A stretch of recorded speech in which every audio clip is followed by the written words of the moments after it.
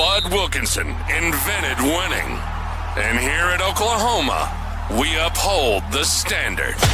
This is the Champion Standard Podcast, where analytics meet film and the tailgate fuels the passion. Touchdown!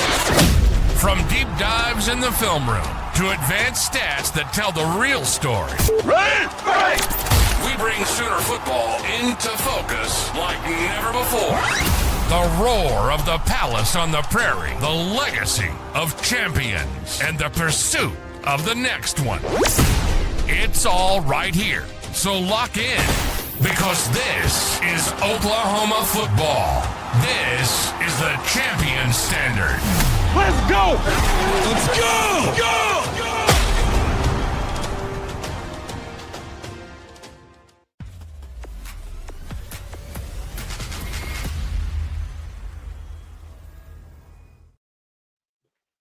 Hey, Sooner fans. Thanks for joining us today.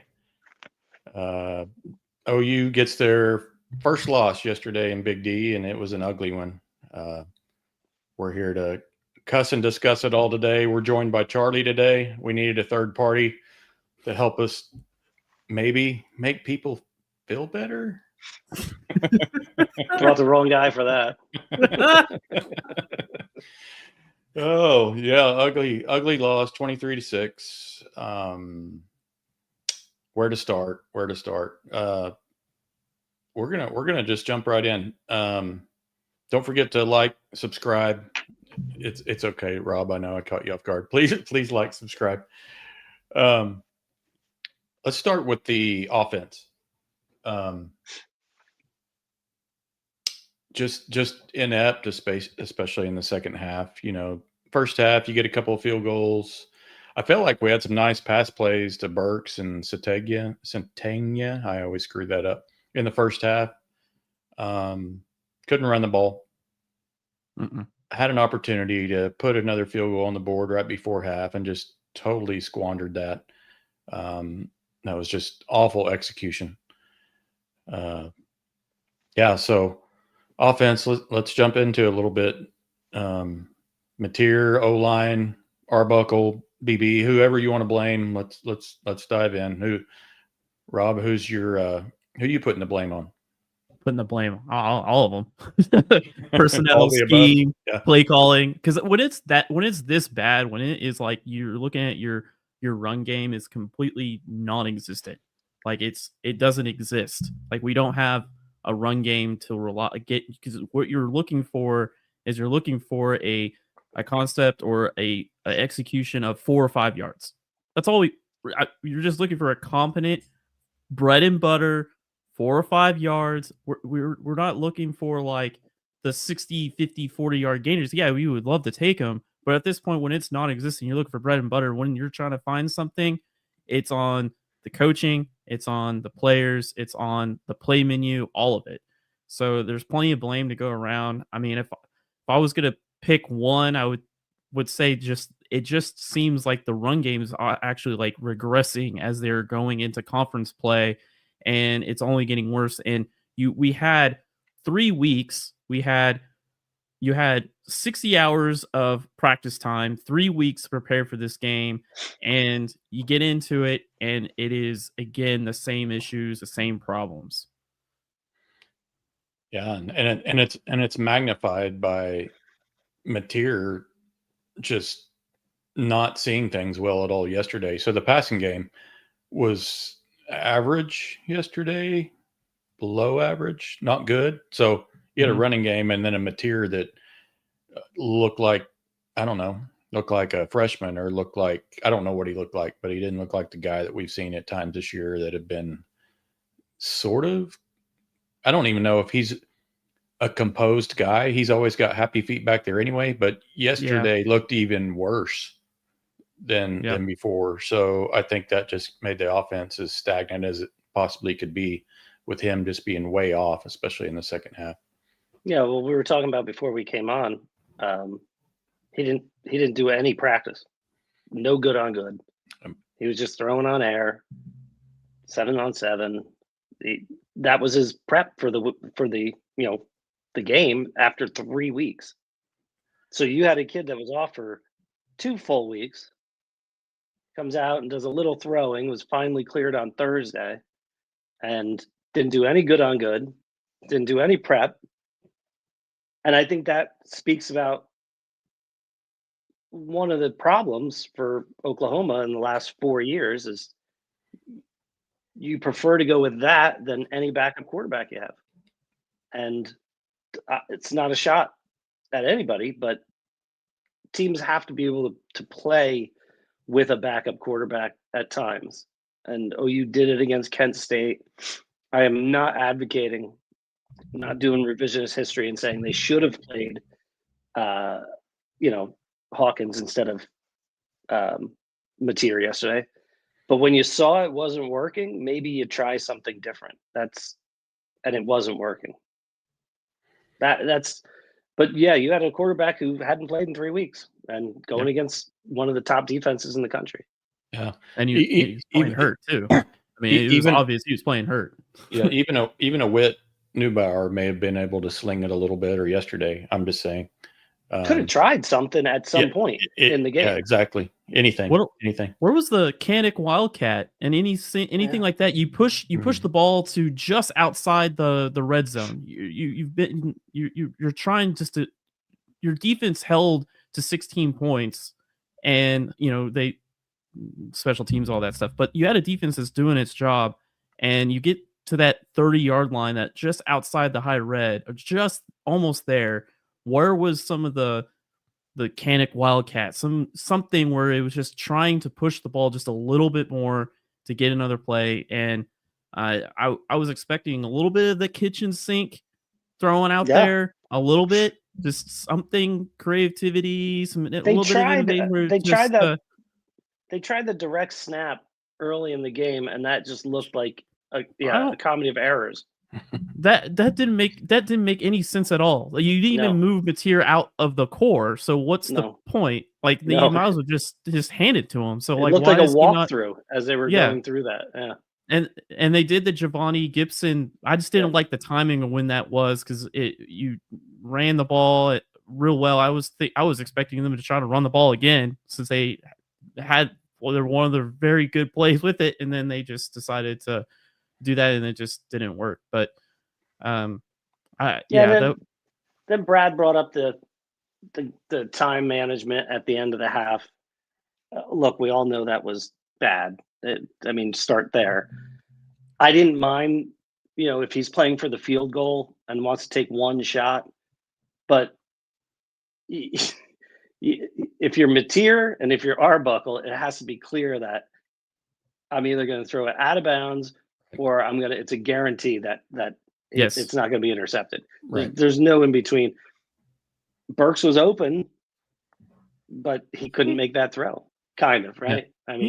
Yeah. On the throw of that length, it was debatable. So you can't make that. So if you wanted to run the clock and I don't care, you could have done 3 little running plays, whatever. But that was and that was such a letdown that I feel it really impacted the third quarter, which was one of the worst quarters I've ever seen under Brent Venables. Right.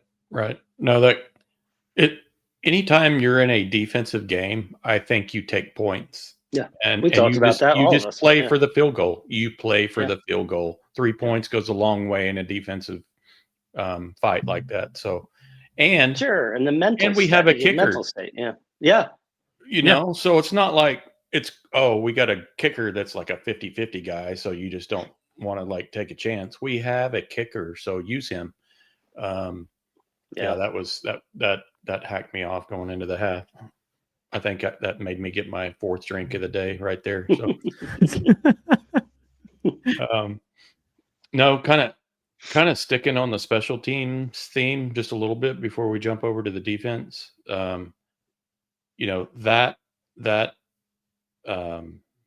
miscue or whatever right before half, and then the punt return we gave up for a touchdown. We lost all 3 phases pretty convincingly. Yeah, and I wrote a piece about OU having the clear advantage in 2. Right. So that was terrible, and I realize small block in the back. I don't care at this point. They still got a punt return touchdown. I don't care. there's always questionable blocks on all of those. I get it. But yeah, we lost that, which could have, I don't think we win this game regardless, just because of how pathetic the offense was playing. So with or without that return, maybe it's still a 10-point game, 7-point game. We're still hanging around, whatever. But that was disappointing. Just losing that third phase of the game the way we did. But yeah, shifting over to the defense. I know we talked about it a little while ago before we got on, but I just didn't feel like our defense looked like the aggressor at all yesterday. Like at any point during the game, did I feel like, okay, we got the aggressive defense out there. Arch is uncomfortable. Their offensive line is having trouble against that was a average offensive line that kind of took it to our defense yesterday. And I realize our defense didn't lose the game for us because we only got 16 points. But man, the way they played the first 5 weeks, we just didn't see that yesterday, in my opinion. Yeah, I saw it a little bit different. I thought in the first half, particularly the first quarter, the OU defense controlled the game.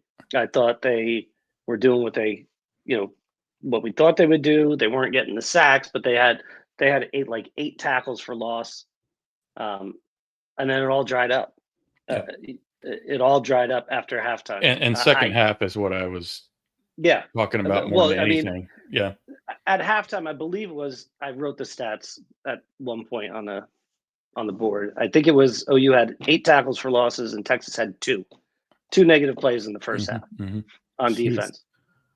Come out in the second half, and that first drive, 7 minutes plus, and 2 3rd and 8s and a 3rd and 2, and OU just can't get off the field. I mean, 3rd and 8, and I don't know what the call was to go, rush 3 and drop 8 against Arch and Texas, and try to get in his head a little bit. Everybody knows if you can get him moving around and seeing different things, he's not locked in right now.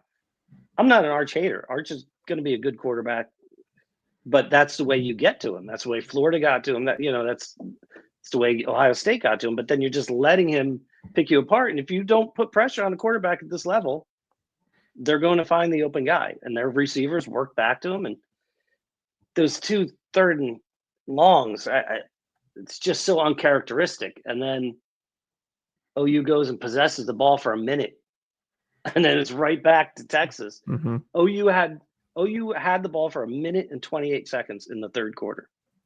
They couldn't get off the field defensively. I'm not blaming the defense, but that's where the game was lost. Again, I'm not blaming the defense. The offense didn't do enough, but that portion of the game was where the game was lost. They got exhausted. They looked discombobulated. The signals, I don't know what's going on, but that was just so weird. And when you come into a game like this and you're counting on, you brought it up before, your special teams and your defense to be the 2 clear advantages, and then you have a 14-minute possession, or basically time of possession by Texas in the third quarter. Right. Yeah. That was just so unsettling. Yeah. Whatever the opposite of complimentary football is, that's what we did yesterday. Yeah. What upset me most about the defense in the third quarter was just the perimeter tackling. The perimeter tackling was awful. Yeah. And horrendous. if you've got that quick game, and if your backers and your safeties are not making those easy tackles and they're ripping off, 8-10 yard chunk plays and getting like that, there was that 3rd and 8 or whatever where it was just RSJ, man. RSJ could have came up. My boy. He could have ended the play. That just kind of summed up the game right there, Rob. But it was one of those things just over and over again. And I going into this game, I knew that Texas was going to have, Eli and I talked about it almost the whole week. He mentioned it was about that screen game that Sark was going to be bringing.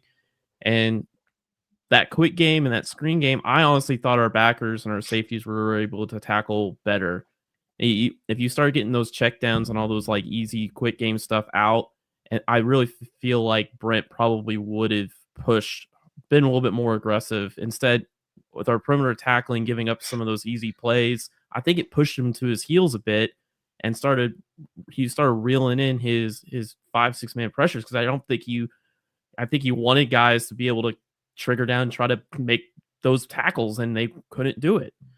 And the other thing that I noticed is just our rush lane integrity. There was a lot of plays where our DNs are shooting upfield, and Arch was just easily to be able to slip out and create a second play.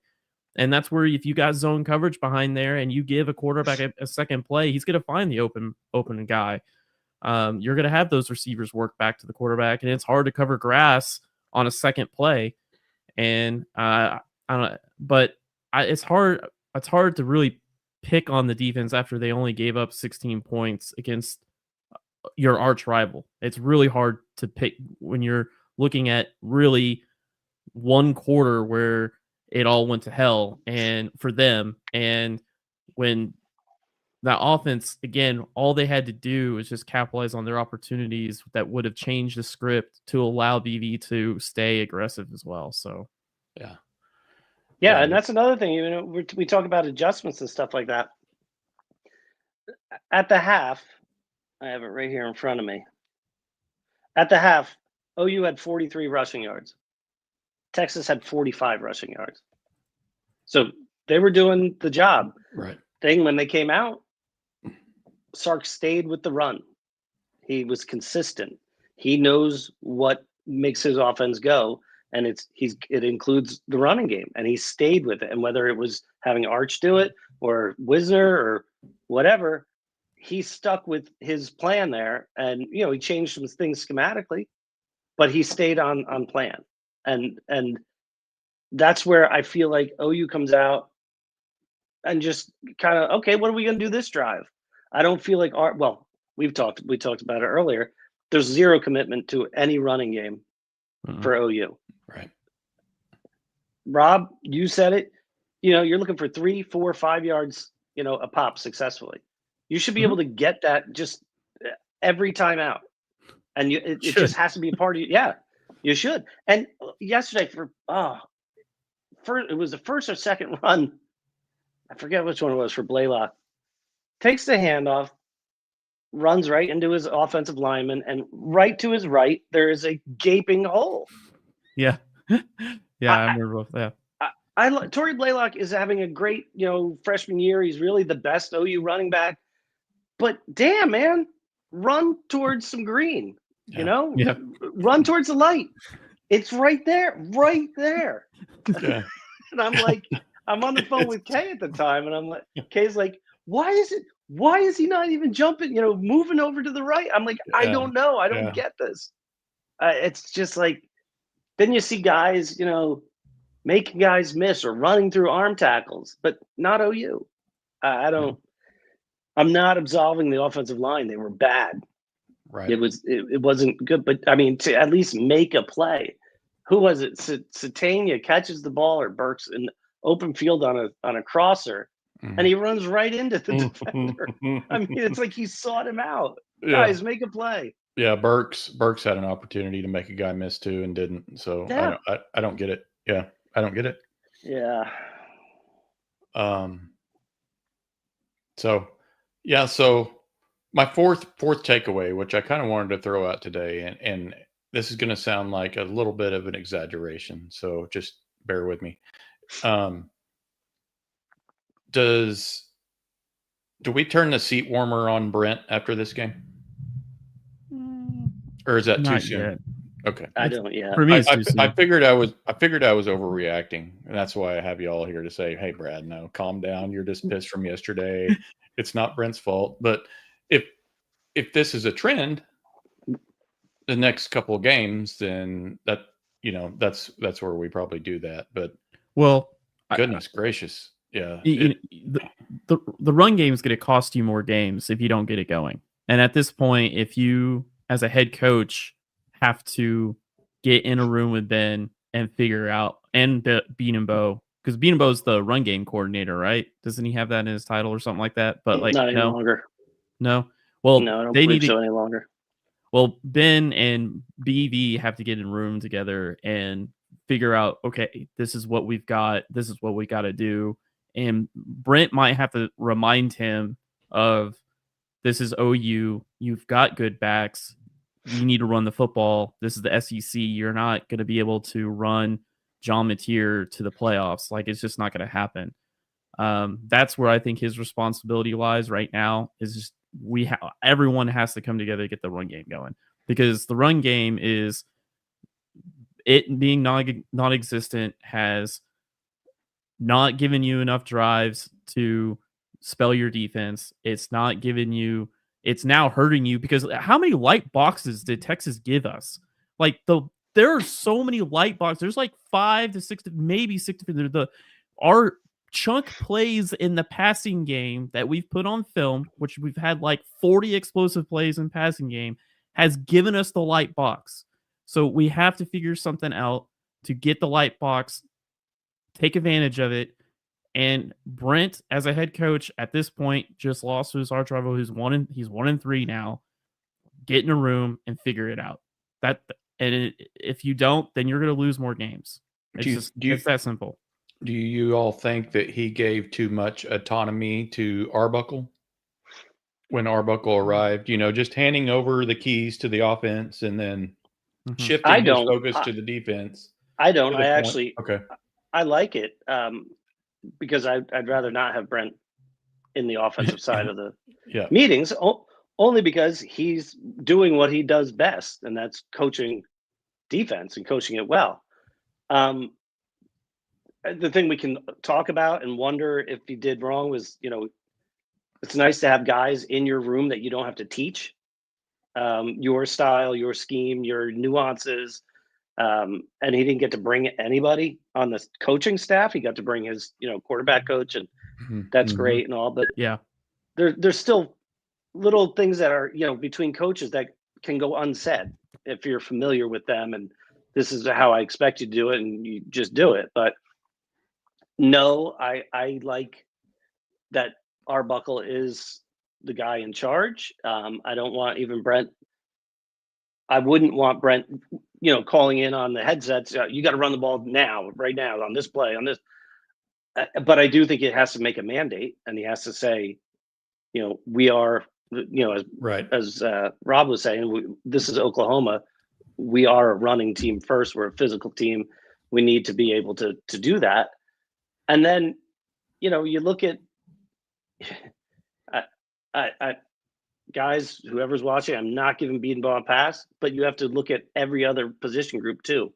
They're never on the same page, and that's the thing. That's the thing that concerns me. At game 6, you don't have all the rooms working together. You don't have an offensive unit with any identity. You don't have any commitment to a running game. You don't even have any commitment to a vertical pass game. You're just kind of like, it's like high school, or it feels like you're going out, on the playground and drawing shit up. And this is not the time to be doing that. You need to develop an identity. You have a Kevin Wilson on staff that you could turn to and be like, gosh, do you have any ideas on, just some things we could do different just to try to ignite this offense a little bit in the run game? I think at one point, wasn't that kind of his specialty, like run game? Oh yeah, he ran the ball great. Yeah, he's been a line, he's been tight end, he's been everything. If you don't listen to him and try to do something, I'm like, you got so much evidence of it not working. Yeah, what's it going to hurt? Yeah, to let him step in. I'm always curious on how those roles of analysts work, because didn't we have an analyst last year that coached quarterbacks, and we never even asked him to look at our quarterback room? So it's kind of hard to know, like, in the building, what people's roles are and what the responsibility is, and sometimes change, it makes people uncomfortable. So but one of the things that we don't have a lot of, like, auxiliary blockers. Like, we don't have our tight end room can't block. Like none of them can. None of them. Kaden Helms basically just got like Texas defensive end just put one arm out and just threw him to the ground. Yeah, Carson Kent was, can't just stay in front of a guy, just positioning. A tight end doesn't have to be a guy that drives a guy back 4 yards and pancakes him. They just need to stand in the way and have hat and hands in the right spot. And, Kanik, he's a receiver. He's a wide receiver. He actually had a great Kent State game. His Kent State game, I was this close from posting an appreciation post because he actually blocking, he was good. But I was like, let's wait. Let's wait till the competition comes next week and see if he keeps it rolling. Mm-hmm. Did not. He had one of his worst blocking, but all the tight ends did. And then you look at that tight end room. I'm going to say it again, Brad. I've been saying it for ever since we started this podcast, really. We don't have a fullback. We don't have an H-back. We don't have a true fullback. I miss the days of having like an Aaron Ripkowski, a guy that's on the team for specifically one reason and one reason only, and that's just to pop someone in the face really hard. Yeah. Just blocking. And that's all he does, and he's good at it. And how great would it be to have someone on this roster right now that everybody can look to and say, that's how you block. Like that's it right there. Living example, every practice, every play, every game, that dude goes out there and just hurts somebody. Like the Michigan's fullback that came in here, I forgot his name, Bronstead or something, number 44. Mm-hmm. He had a good game against us. He blocked well. Now he doesn't do anything in the pass game. But no, he's nasty. Yeah, he's a nasty. I was like, God, they don't cost you anything. He come over here with a Freddy's milkshake deal. Like it doesn't matter. Like those guys just want to play. They just want to hit. Yeah. And I wish we had a Trey Miller to Dimitri Flowers. I miss those roles on this team on an offense, man. You say we need an H-back. I say there's games we need an R-back. We haven't even had a running back, much less an H-back. I mean, yesterday you saw some movement towards that with Jaden Jackson and David Stone coming in, right? Yeah. Because they know they don't have that. And okay, so that's cool. But then as Brad was talking about, why don't you just go to bringing in Ryan Foji and playing the 6 offensive linemen if you need to make the running game work? You're not using the tight ends, the off tight end as a target. I that's what I'm talking about with not being flexible and not adjusting to the situation and not having a game plan. Have the identity. Okay, you know what? Mateer's hurt. This is Texas. You know what? We might not be as successful as we could be if we go with this way, but we got to try something. So why don't you try that? I don't. Well, it was funny is they've done that before. They brought Foje in. They ran 6 off, and it was a good play. Yes. It was a good play. We know they can do it, but for whatever reason, you're down offensive tackles. Yeah, it's like you're down offensive tackles even. So you're gonna use a little tiny tight end next to a third or fourth string offensive tackle. I don't know. It's just.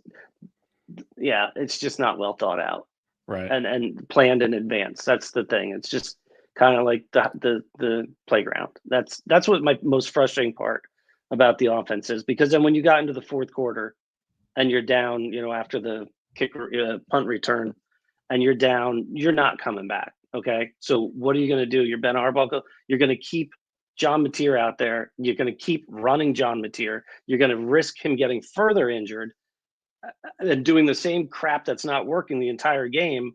I'm like, this is just the insanity. This is doing the same thing over and over and over again and expecting a different result. That's where you got to be like, okay, you know what? Hey, let's give, let's put Foji in, bring Hawkins in, bring Whit Neubauer in, bring somebody in just to prep, because that loss is not the end of the season for OU. Right. No. That loss, if you had to hurt John Mateer and you were doing different things, the committee can look at that and say, yeah, they were in a bad spot, but they came back. They fixed it down the road. But as it is, you just put your guys in jeopardy for something that wasn't working. And you got to have a little forethought there, man. You got to be thinking, this is, I got to try something different. And we had 3 weeks to do that. That's the most frustrating part about all of this is we had 3 weeks to address what you're talking about. Yeah. And we saw this. It was worse. Yeah. Than the Auburn game 3 weeks ago. Yeah. Rob, you pointed it out. It was worse than 3 weeks ago. How does that happen? I get it. Texas is a really good defense. So is Auburn. Sure. But that's the time to try it then. Yeah. It is. Because you're going again next week against another good defense. Not great, but a good defense. The week after that, another good defense. Every week is a good defense. And you have to figure something out. But you said something interesting. You said, is it too early? I want to go back to that for Brent to be on the hot seat. No, yes, it is. Right now, it's too early. But this could be the place you turn back to and say, that's where it began. If things don't get fixed in the right, going forward, this could be the game. Said, yeah, that's where it started, and that's it was all downhill from that. I'm last year I was pretty outspoken, and I was like, yeah, I think it might be time to move on. They didn't, so here we are. I'm not ready to say it's time to move on, but that could be the point where you look back and say, there was a lot of craziness going on in that before that Texas game. You have a quarterback that hasn't practiced for 3 weeks. You don't do anything new with a running game. You don't take any chances, on special teams or bad clock management. And then your defense can't get the guys off the field in the entire third quarter because you chose not to pressure, or you're the coach. You have to get that stop on those third downs. They completed 7 to 7 third downs at one point. Yeah. Texas is the worst team in the SEC and 117th in the country in third down conversion. Yep. And you can't get them off the field. Yeah. And we got this next 4 games is going to be we're going to learn a lot. I mean, we learned some about this team, but this next 4 weeks, this grind in the schedule between now and Tennessee before your next bye week. Ole Miss, they're cooking right now. Ole Miss is cooking. Tennessee. When you say they're cooking, they almost got beat by the Cougars. They almost. Washington State. But they're throwing points on the board though. They're okay. Tennessee's throwing points on the board. This defense is about to. Charlie and I said it earlier, way before you jumped in. Every team in the SEC is beatable in some way. Everyone has looked beatable at some point this year. I realize there's a couple undefeated teams, so you can't necessarily say that, but Alabama's, the Georgia game could have went either way. The Missouri game could have went either way. Georgia could have lost the Tennessee game. Just go through the list. Every team Georgia could have lost to Auburn yesterday. Yeah, exactly. Yeah. So, hey, by the way, Charlie, we had you till 5:10, so you have to let us know when we need to wrap up. I got like 5 more minutes. Okay. So if there's anything else you need to get off your chest, why don't you make sure you do that before you get off? Because this is the place to do it. Yeah. Yeah. My final thoughts are, heading into the week, our community at TFB and your listeners, I'm sure, are very upset still, right? Everybody, preseason would have signed on for 5-1 after Texas. Sure. Okay, we got to remember that.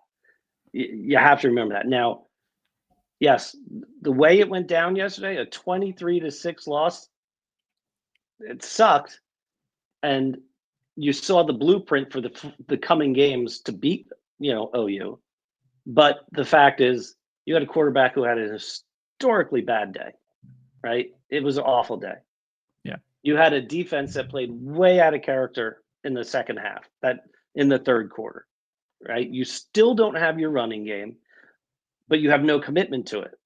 Well, I think what the OU fans need to see against South Carolina is a quarterback who is more dialed in, more in tune, more active, more accurate, more, ready to make the calls on each play. You need to see a defense that is not the third quarter from Texas. It's the first, second, and even fourth quarter. You need to see them revert back to what they are and more aggressive. And then you need to see an attempt at establishing a running game in the next game, right? Then everything changes. You feel a lot different. I understand. I said it on our board. I think that third quarter was the most disturbing quarter of football in the Brent Venables era for me.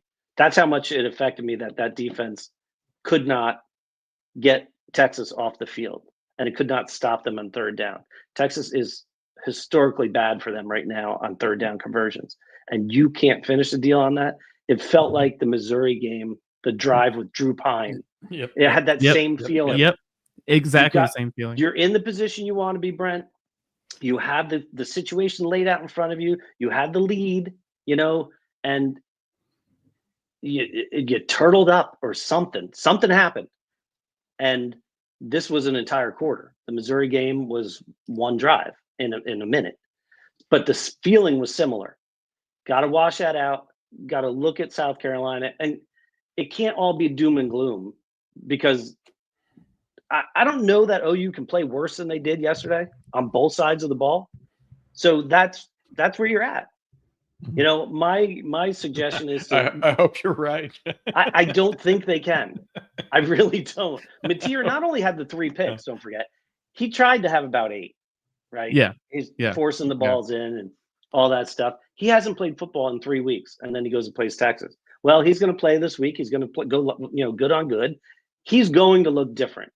He's always a bit of a loose cannon. We knew that, in the first 4 games of the season. He's always a little risky. He's not always the most accurate guy, but he's going to be a different quarterback on Saturday. Same thing for the defense. I expect them to come out with their hair on fire. The running game, again, let's try a stretch play. Let's try something different. If we can see a commitment to that, I think a lot of the fan base would be a lot more comfortable saying, okay, they're at least trying something new. Yeah. They're trying something different. And as far as, fire this guy, fire that guy, it's not going to do you any good. I put up a post this morning about UCLA firing their guy, or I put it up last night, firing their guy, and all of a sudden they can run the ball. Well, okay, but you're not going to fire the OC here to make different play calls. He has to learn to find what works for his personnel. Because I don't care what anybody says, OU has the talent to average 3 yards a run, right? They're not even doing that right now. Right. So they do. I think we can all agree they have the talent to be able to do that. So let's see some increments here. Let's try different things until you get there, and then it goes up from there, hopefully. But yeah, this is a big game for Brent next week. It's a big game. Can't let one game beat you twice, right? That's what they always say. Because on paper, can't have a hangover. On paper, this is the most winnable game they have left. True. And then, if they go out there and do what they're supposed to do, then you look at the rest of the schedule. Yeah. But I appreciate you guys. No, thanks for coming on. Yep, appreciate you like always. Hey, if you're looking for a community, go find the Football Brainiacs, Oklahoma edition. Charlie and all the gang out there do a great job. So go find them. All right, guys. Appreciate you. Appreciate you. Charlie. Take care. All right. Bye-bye. See you. Good stuff. I'm glad Charlie was on. Talked me off a couple of cliffs that I was about to lean over on. We're all mad. We're all wanting answers. It's all of us, OU fans. That's not what we expected yesterday. Yeah, no, that is not what we expected yesterday at all. Probably from an expectation standpoint and result standpoint, probably the most shocking for me in several years down there, because you could feel some of the other blowouts coming, whether it was Gabriel not playing, that one got completely out of hand a few years ago, but you didn't have a lot of expectations coming into it. This year we felt like we were the better team. Yeah. And got smoked by 17 points. So yeah, just the difference between the expectation and the results was just awful yesterday. Had us all shaking our heads and trying to kick our dog. Just mad, man. We were mad. Everybody were mad. Props for Texas. I mean, Sark came out with a great adjustments in that second half, and like I said, I think the perimeter tackling really ate her lunch. Arch played a good game. Arch was comfortable. Yep. I mean, offensive line. I mean, they're Gooseby and their left guard. Their new Nick Brooks. I was really wanting to see Stroh. I was wanting Stroh to roll out there, but I was really surprised we didn't have, as we went back on our heels. I was really surprised that we weren't attacking the A gaps more, because Stroh and their their left. You had a left guard that was a rookie, and then you had Cole Hudson, who was struggled. He's been struggling all year in pass protection. I was just surprised that we didn't send our backers in the A gap. Just did some of our twist game and center backer, which we've done like every week, every game this year. We have whether it was a cross dog, any of those blitzes in Texas. They didn't have to on their side, but I felt like on our side, just to get in our rhythms, to get back to what we do best. I was hoping that we would attack their center more, but we never did. We stayed on our heels, and they marched down the field, controlled the line of scrimmage, controlled the clock, and scored. We forgot to mention we had a bust too. We had some busted coverage on the back end. Especially I think that touchdown play. Yeah, was awful. I'll look into that. I have the film. I'll look and see what happened. I remember Brent said something about it was zone match or whatever, but he was he said it was a pretty simple coverage that they blew. So that was disappointing. And what you just said, just getting them doing ball control on this defense was extremely disappointing. Yeah.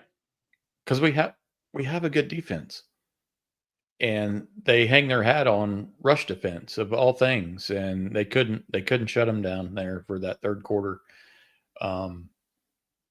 Very uninspired. Good. I'm glad you're bringing up some stats and film here. Oh, yeah. Do you want to? Yeah, we are. You just did. So. Oh, I did. Oh, my bad. I was just if you want to pull up some film and stats, man, just go ahead if you're ready. But if you're not, are you ready? I mean, we have to relive this together. So, are you ready? It's okay. Here, let me take a big drink here, and I think I'm ready. I think I have enough. I don't know. All right, that's a full glass, dude. Yeah, it is.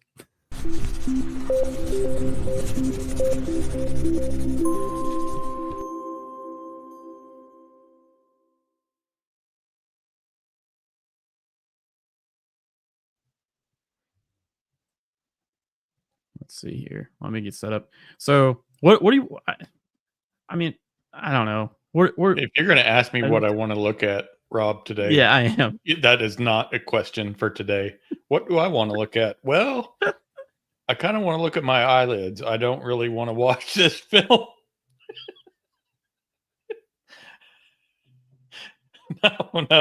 No. Seriously, whatever you want to pull up is fine. I don't care. Gosh. But yeah, if you got some plays here just to show I'm cool with that. Okay. Actually, let's I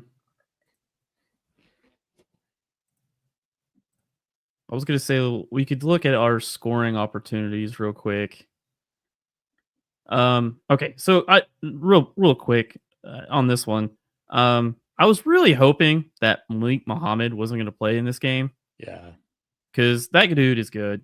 He is. He didn't play in the Florida game, and they missed him. This is Giovanni Gibson here, and he's just running that was a terrible corner route. Corner. We're running mesh. Now, one of the things I didn't quite like with this play is that when running mesh, usually like 90% of the time, your first read is actually the running back. And then you're peeking here, you peek to your vertical route, and then you go to your back, and then it's the mesh, which is the last one. Mhm. I didn't like our back being towards the sideline because he just runs a swing or a rail. I'd much rather put him here and put him to the field. I think that's a pretty easy adjustment. That way you've got some more room to work with. You got a formation to the boundary here, and Texas is sending pressure. One of the other things that I didn't quite like about this play is that that pre-snap body language. You can tell that this is going to be this is going to end up being man coverage of some sort. You just put a guy in motion, and you can see them check, and you know that this guy is kind of creeping up here. I'm not a protection wizard at all, but I feel like this play would have been better if you had this back here, rail it to the field, and then you could dump it off. But watch Malik Muhammad here. Dude, this guy builds a fence. Build a fence. He's catching here. Plays dead. God dang. We would have easily had a post route if he'd have just ran inside. Yeah, this looks like it was probably this is a tag of to the corner. He's going to the pylon. I know, but yeah, post and route. You got a free rusher. So Fasusi's blocking inside out. You get a free rusher. They're taking the blitz, and Mateer has to get rid of this thing. And you can't necessarily ask him to throw this ball. He could come off of it, but he's peeking here, and he doesn't work back here. And then by the time he would have a defender in his face. That would be a tough throw to make.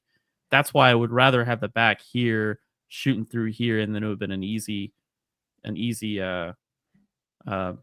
shot. But what they probably would have done is they would have shifted these guys' responsibilities. But again, like Texas played in your face. Like their defense is not complicated. They are not a exotic. They're in your face. They play man coverage. They play cover 3. They believe in their pure coverage players. They've got Malik Muhammad's good, and then there's another guy. I think it's this guy Blue that's also really good. Just they man up on you and they run with you. You could see that this mesh is slow developing play. You get this mesh that's opening here. Mm-hmm. That's where his next read he's trying to get to, but the pressure just eats it up. Yeah. But this right here, like again, Brad, like this rail route on mesh is so hard to defend. It is really hard to defend, especially if you got a 6-man pressure like this is, or is that a 5? Hold on. 5. So I just felt like that was kind of a missed opportunity if we just laid it out better. I mean, it was 3rd and 5, and I just didn't like the way that was called. Let's see. I'm going to go through here. We're not a really good Yankee team. So this is when a Yankee or Y Cross for an air raid team that we're not much of.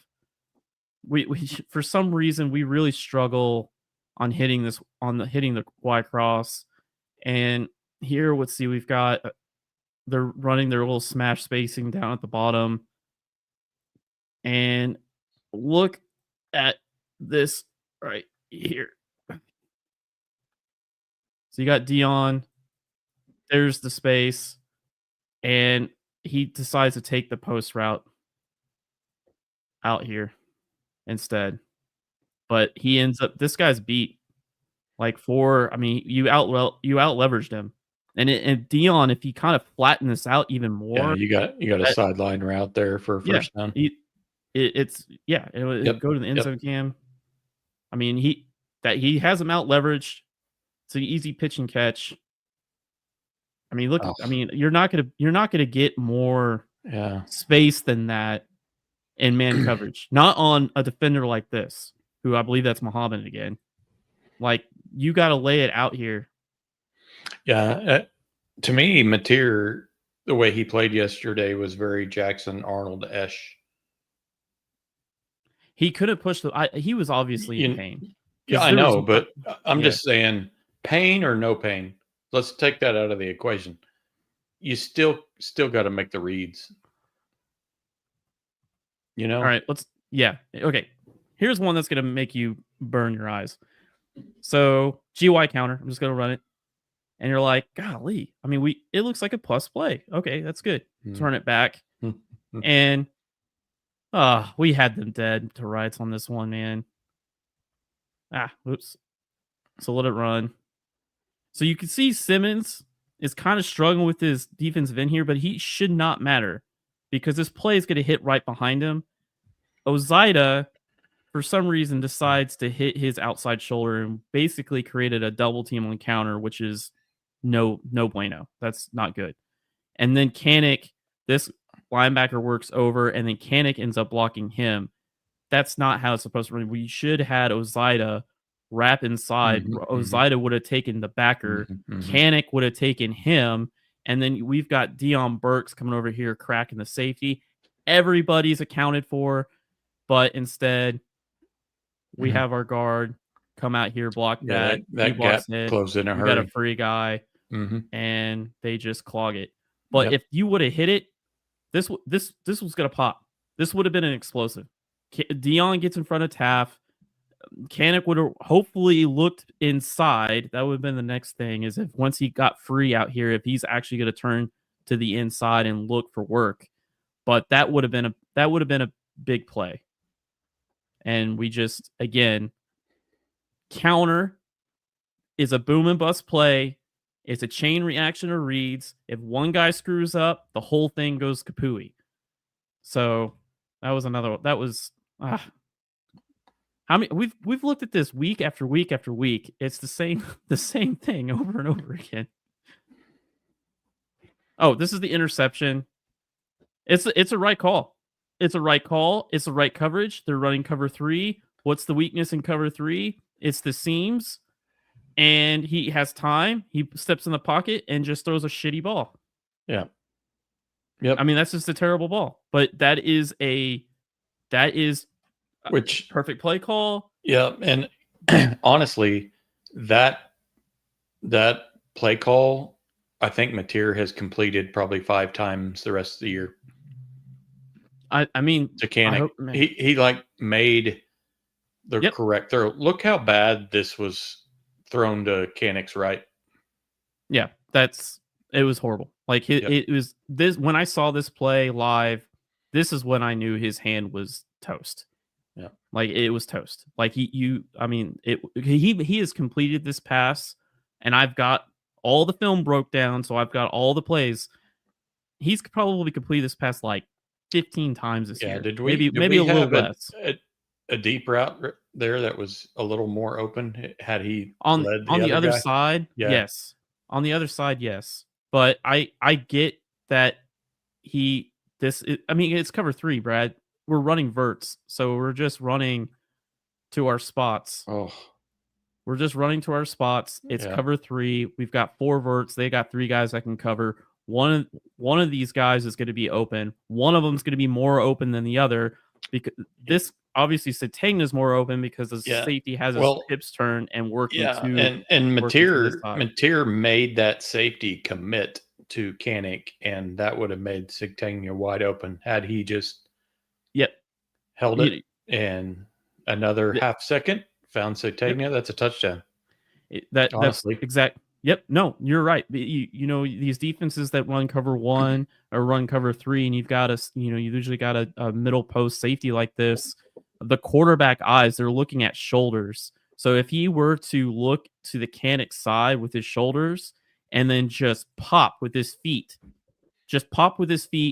to Satana, knowing that he knows that this is cover 3 and he got the safety to bite, that's a touchdown. That's an 70-yard touchdown. Yep. Good point, Brad. Yeah, well, I have those about every 4th podcast. This is wide zone. So Charlie mentioned, getting a stretch play, wide zone. This is probably the first wide zone play. There might have been a second, Brad, where our play size. So this is wide zone track. We actually block it on the play side much more vertically. You remember the last pod that we had? Our play side was getting stonewalled. Our hips were getting turned. watch Ozida and Fasusi here carry the defensive end probably like 2 or 3 yards, but our tight end can't board block. Yeah, god dang. Yeah, he got totally. I don't know who stood this up guy there. is, number 19, but Texas number 19 Yeah. just jacked up Caden Helms, I think that is. Yep. I mean, Golly, and ran into his back too.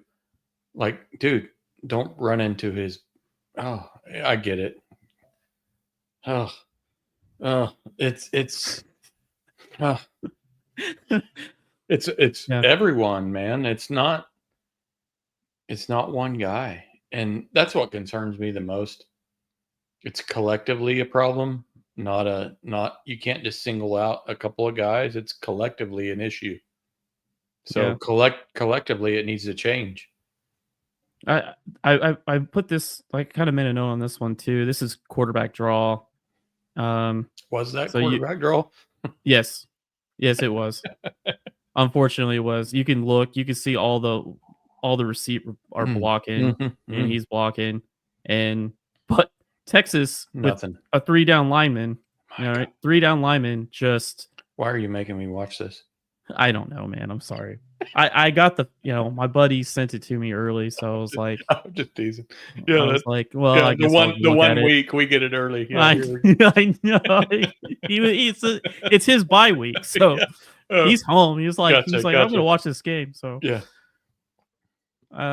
Okay, so let's get into some big misses, some big misses, materials, some missed opportunities. One more bad play, dude, and I can't. Okay, I'm going down. I'm gonna have to put my blinders on if you show me another one. Okay, so I got 2 left. So this is fourth quarter, 7 minutes left in the game. It's 20-6. Okay, and this is our really our last opportunity to really get back in this game. And if we score here, I mean, it's 26. It's a 1-score game, and there's plenty of time on the clock. Okay, there's 7 minutes on the clock, and what they're running, you gotta let me watch it. I'll play it first. I'll just let it run. Pretty double. Yeah, okay, I know what this is. All right. So again, this is the play that made me throw up. So you're getting a switch release, you're getting a wheel, you're getting a skinny post, you're getting double post to the geez, man, that is like ugly post, double post. Okay, so he chooses to take the double post side. He is seeing split safeties here. He's thinking this is cover 2 or cover 4, and he's wrong. He decides to take the double post, thinking that he's going to have the middle of the field open. And what does this turn into? It's just cover 3 again. You got deep third, 4 across, 1. Actually, they dropped 8, so that's more like, they only rushed 3. Golly, man. Yes. So they overload the underneath routes, but look at all of the space here. He decides to take the double post route, and he just stares it down the barrel. When he had a wide open receiver right here for 6. Again, who was that, by the way? 84. Who's 84? I don't know. It's not carry on. 84? No, it's not carry on. I don't know. Look it up. I know you're gonna. I have no idea. 84. Ask somebody in the audience to help us out. No, it's all good. But yeah, I mean that. Again, they got exactly what they wanted. They got they're attacking the seams in cover 3 again, which is their really the bread and butter to the passing attack is cover 3 versus in the seams. And he just missed it. Thank you, Jermichael Carter. Jermichael Carter. There you go. Yep. Missed it. Yep. It was there. That was a bad read. And then the very next play, it's 2nd and 10. And what do you got? You're going to get a little motion. This is 6 shallow. You're going to get a shallow route by Kanik. The backers here for Texas are mugged up. They're going to turn, and they're going to take off. Again, this is man coverage across the board. And whoever's in motion got a nice running start, by the way. I felt like they could have called that. Again, this is just Verts. Is this the one where he threw it into like a quadruple coverage? He takes a sack here. Oh, but yeah. I want you to look at all this space, and he sees it. I know he sees it. Everyone, right there, boom. Can it? He should be thinking right now. I see it. If I can see it, that's a yeah. Once these backers turn back, Mm-hmm. that this is. I mean, it's right. Dude. Just lay it out there. Yeah, that's bad. And he holds it. I mean, how many steps does he take? A lot. 1, 2, and he can't get it out. He was open for several seconds too. Yeah. That I just felt like, and then after that, you took a sack. It's 3rd and 20. 3rd and 20. You're not converting on a 3rd and 20 on Texas. It's just not going to happen.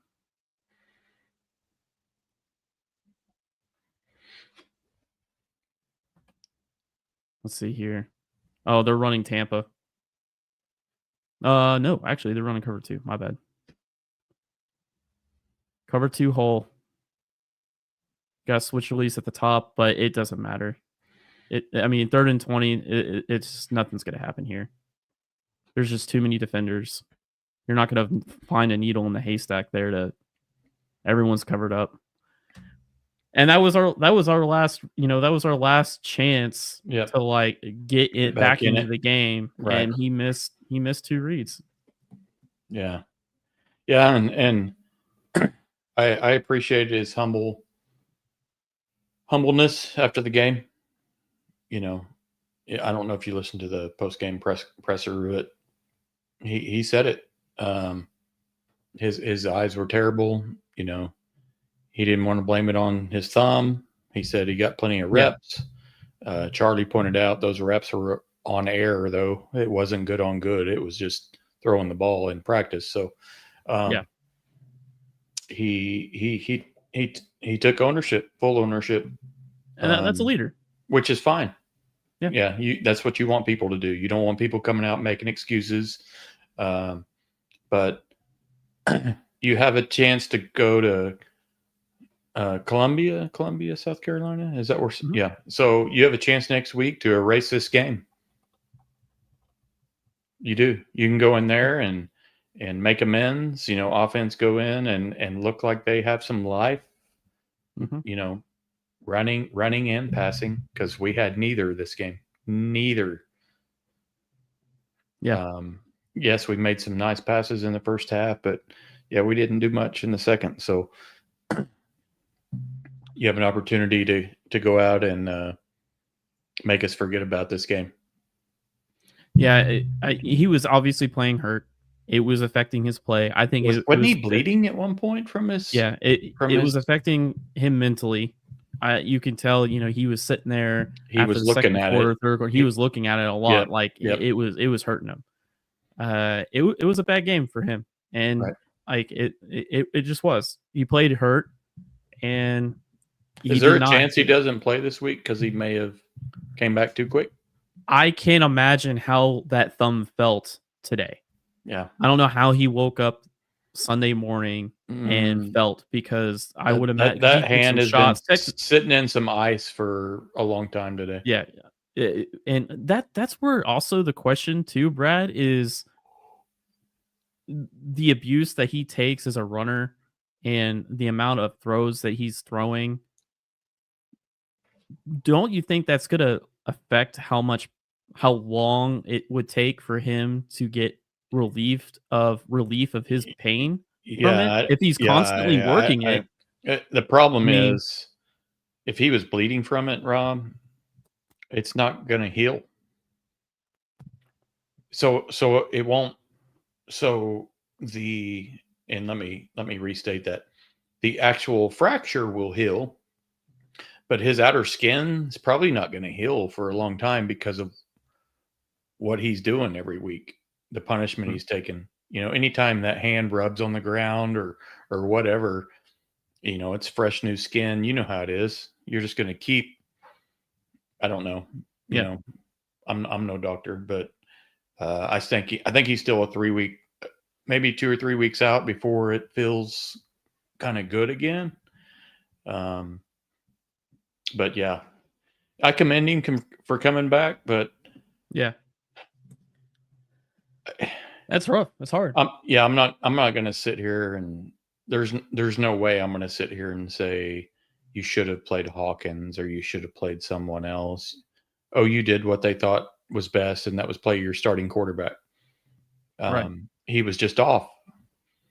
He was just off because he hadn't played since October 4th. Yep. And it showed. It showed. Yeah, and he wasn't the same runner either because he was tentative because of that hand. Yeah. Even when he did get out in space and try to run, he just you could tell he was favoring it. But I commend him for coming back and playing so quickly. Some guys might not have done that in this day and age, but he did, and he was just. I expected him to be off physically, just not as much mentally. And that's what surprised me probably more than anything, to be honest with you. He was definitely off mentally, for sure. It affected him. Well, yeah, he admitted it. So yeah. So you're getting into South Carolina, and you're now one game into your grind. I think the most important thing is the run game, and really what the run game is going to end up doing. I mean, I forgot to mention that we averaged a 3rd and 9. Oh. We averaged a 3rd and 9 in this game. The run game if the run game gets better, you will get manageable 3rd downs. You will have more manageable 3rd downs that will open up the playbook better, and also keep defenses from being able to run those coverages that Texas were able to run. We had like a 3rd and 22, a 3rd and 20, a 3rd and 21. We had these really long 3rd downs. You get those 3rd downs, they're able to, drop 8 guys and rush 3, like you're toast. The 3rd and 9, the 3rd downs have to become more manageable, and that will be through a good run game. I have another stat for you, Brad. I forgot to mention. So I look back, I broke down Ben Arbuckle's offense last year. Mm-hmm. And so I look back, and everyone's talking about, Ben doesn't know how to run the ball. Ben, whatever. In 2024, Washington State running backs through 6 weeks averaged 5.1 yards a carry on 119 carries and 628 yards, and they had 22 explosives. 2025 Oklahoma Sooner running backs through 6 weeks averaged 3.7 yards per carry, 125 carries on 466 yards, and 17 explosive plays. He will run the football. Sure. He will run. The ball will run. He will run the ball. One of the key things when it comes to like concepts, like at least his playbook menu, is that at Washington State, he had the wide zone, and wide zone was the most productive concept that he had for his running backs. It is completely non-existent for OU. It doesn't exist. They run it maybe 3 times for negative yards. Like it's just bad.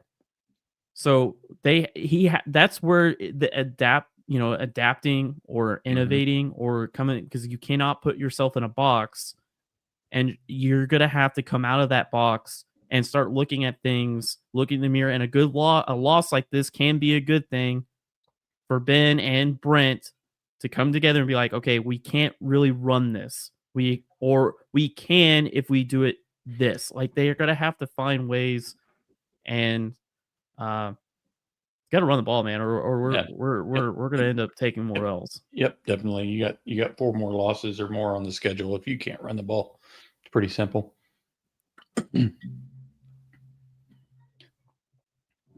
But no, so we didn't talk about it too much when we had Charlie on here, but do you think this run game's fixable? Yes. Okay. It's fixable. If again, like I said at the top of the show, is that this is a scheme issue. It's a play caller issue. it is a personnel issue. I think there's a couple players on our offensive line that need to fear for their job. There's a couple of them that need to fear for their job. We need to get a little bit healthier too, but we need to. There's opportunity for personnel upgrades, and then again, Arbuckle needs to go back and make it simpler, make it easier. I don't really like our counter game. Being that it is a boom and bust play, and we're keep busting. It makes sense for us to peel back and start running a little bit more safer plays, because we only need 3 or 4 yards a chunk. We don't need to go for the boom, big time explosive. We just need to churn out 2nd and 5s and 3rd and 2s and convert on 3rd and 1s. That's what we want. And counter, if we want to go and major in it, then let's major in it. Let's stick to it. Let's start the game into it and just roll. I got that other thing if we want to pull that up.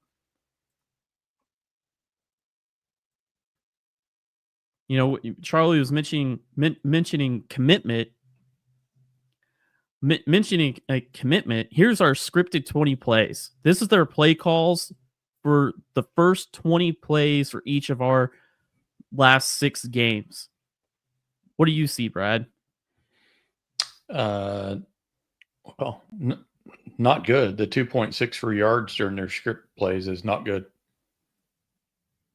Yeah. You highlighted it there. So yeah, the 58%, our first 20 plays of each game, it's almost 60% pass plays. We're opening the game and we're not getting the running backs involved. Like the only game we actually got them involved was Kent State, where we didn't run Hawk much at all, and we put it on the backs, and then they ran for 6 yards a carry. I feel like you got to open up the game and you got to say, offensive line, you're moving people. Like we're a run first team, and we're going to start the game off and we're going to run it down people's throats. Like and they have to set it up right. The scheme has to fit what the players can do. But I was kind of, 27% of the plays in the first, out of the 120 plays, only 32 of them were for the backs. They're not trying to get the run game going early, like at all. They don't care. It's all about chunk pass plays, and it's obvious that we're trying to get these chunk pass plays, and then we're just trying to run material. We got to flip that. And to me, that feels like an impatient young offensive coordinator if you're trying to get chunk plays and just don't let the run game develop. Yeah. That's what that feels like to me. Yeah. You got to script it, man. Yep. Agreed. Well, that's all I got. No, that's good, man. I know it's always tough to power through on a tough loss, but we got to show up. Can't just be here. We're not fair weather podcasters, so to speak. So you can go to Carolina next week. Make us forget not all about, but just make us kind of forget about this, put it in the rearview mirror. How this team responds after a loss, we haven't seen yet. Yeah. So now we get to see that if they come out, and I don't care how you win this coming week. Just some kind of gritty win. I don't care. You come out and win by a field goal. I could care less. Just a victory on the road would be nice after this tough loss. So thanks for everyone that came out, joined us today. We appreciate it. I know it was not an easy day yesterday, but that's okay. Losses happen. You can't win them all. Just ask a lot of the other teams in the country. So appreciate it, and we will catch you next time. Thanks, Boomer. Hey, that is my standard. Champion standard. Yeah. Run my plays, keep up with the pace. If you don't got motion, then stay up out of my face. I be doing a race, 100 yards out of the way. It's time to lock it in the field, baby. It's game day. 7 rings you can't handle. I'm gonna